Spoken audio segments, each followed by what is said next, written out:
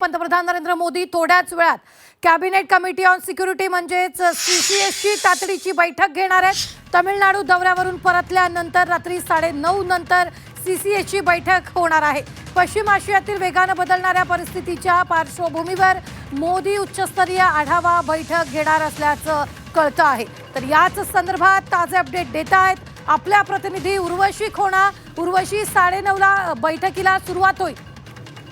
नक्कीच, म्हणजेच काही वेळात जे तमिळनाडू दौऱ्यावरून जेव्हा परतल्यानंतर पंतप्रधान नरेंद्र मोदी हे सीसीएस बैठक घेणार आहे। त्यांच्या अध्यक्षतेत सगळे महत्त्वाचे जे स्टॉक लीडर्स आहेत, मग त्यात जे डिफेन्स मिनिस्टर म्हणजे राजनाथ सिंग म्हणा, संरक्षण मंत्री जे आहेत ते म्हणा, बरोबरच दुसरे जे ऑफिसर्स आहेत ते सगळे जे आहेत या सीसीएसच्या बैठकीत असणार।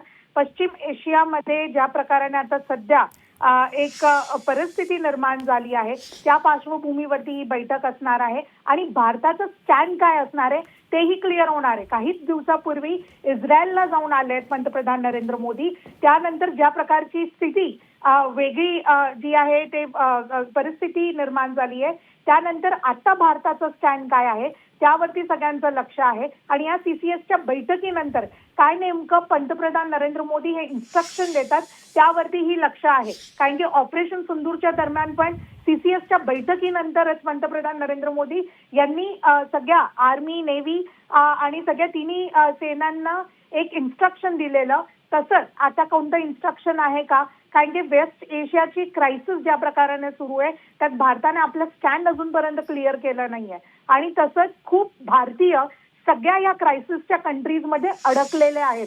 सध्या त्यांना तिकडच्या लोकल ॲडवायझरीज मानायला सांगितलंय। मुळात ज्या प्रकाराने ते अडकलेत आणि खूप असे नागरिकच नव्हे तर सेलिब्रिटीज पण आहेत। पी.व्ही. सिंधू होती, ती दुबईला ज्या प्रकाराने अडकली, तर या सगळ्यांचं इव्हॅक्युएशन काय होणार आहे का, त्याचं कोणतं प्लॅन पंतप्रधान नरेंद्र मोदी इन्स्ट्रक्ट करतात का हेही बघणं गरजेचं आहे। कारण की रशिया युक्रेनच्या वॉरच्या वेळीच पण ऑपरेशन गंगा म्हणून एक कॉल आउट जे केलं गेलं होतं, आता त्याच्यात काय आहे का हे बघणंही गरजेचं आहे। निश्चित उर्वशी, धन्यवाद ताजे अपडेट देण्यासाठी। आम्ही वेळोवेळी तुमच्याकडून या संदर्भातले ताजे अपडेट घेत राहणार आहोत।